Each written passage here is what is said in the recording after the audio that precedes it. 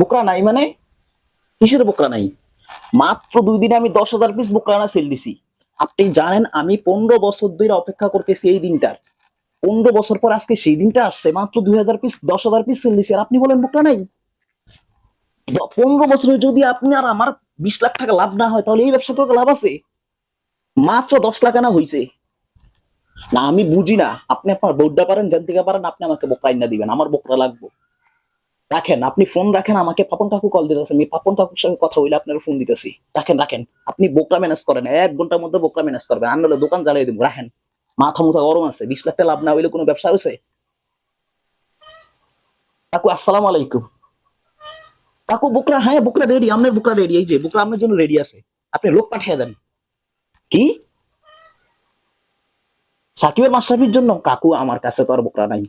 এই দুটা বোকরা আছে, একটা আপনার জন্য আর একটা আপনি কার জন্য চাইছেন আমি তো জানি না। কাকু আমার কাছে বোকরা নাই।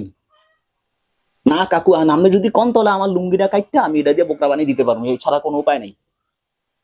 হ্যাঁ হ্যাঁ, গণভবনে যে আফার যে শাড়ি ব্লাউজটা ছিল তো সব লয়ে গেছে, ওই দিয়েও বানিয়ে দিতে পারতাম একটা, এখন ওগুলো তো নাই, ওগুলো ফোলাফেন লয়ে গেছে।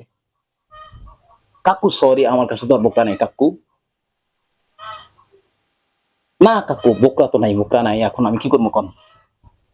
আর আফার লগে কথা হয়েছে নি? ও, আফা মুদির দ্বারে বাসন নি করে?